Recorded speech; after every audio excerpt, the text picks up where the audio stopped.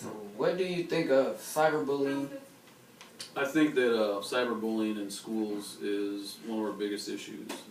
The reason it's one of our biggest issues is because so much stuff that happens outside of the school day, because of the internet and social media, gets brought back into school, which therefore means I got to deal with it. Okay, so a lot of the issues that happen on Facebook and Snapchat and Instagram, I think it's a huge, huge problem in schools today. Have you ever been cyberbullied? No, I'm too old to have been cyberbullied. I am personally not on Facebook. I don't have Instagram. I don't have any of those social media sites, so maybe someone's cyberbullying me and I wouldn't know because I'm not on it. Now, it's everyday life nowadays. I mean, a lot of people are on it and a lot of people need to be on it. I just haven't had to. I have no need to be on it, no desire to be on it, and I see all the problems with it, so really, to be honest, it makes me want to stay away from it. What would you do if a kid came up to you and said they were getting bullied? Well, we have a protocol, not only in Highland Park, but in 501. If a kid comes in and reports that they're being bullied, we have to go through what's called a bullying protocol. And we call down the one that's the victim, first of all, and we try to get as much information as we can, then we try to figure out who's doing it.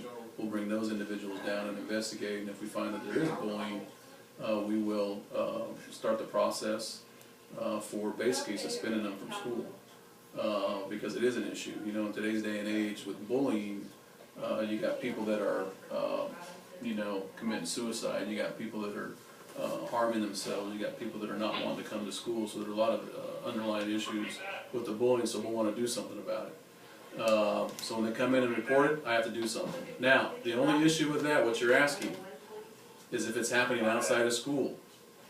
If someone is on Facebook or someone is on Instagram and they say things to someone and it's in a threatening manner, then the police get called to my office and a criminal threat will be filed. That have nothing to do with anything criminal. I can deal with stuff that affects the school day. If it affects it outside the school day and someone's threatened to beat somebody up or threatens to do something to them or is calling them names, it will be a police matter and not a school matter. Have you seen cyberbullying and when? Yeah, I've seen it. We've had to deal with a lot of it.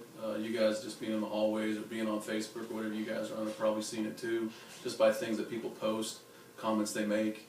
I've seen it again, and I only really have to deal with it if it affects the school day.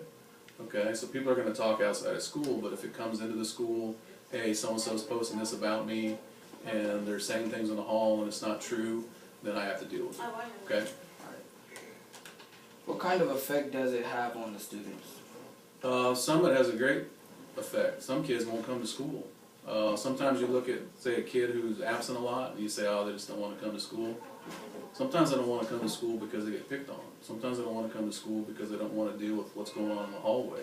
They don't want to deal with others who said, hey, did you hear what so-and-so said about you? So what do? You avoid it. It's avoidance behavior, okay?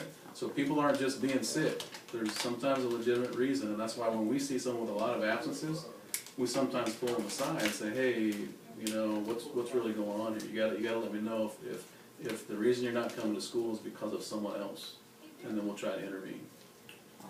Okay? Thank you. You're welcome. I'm an old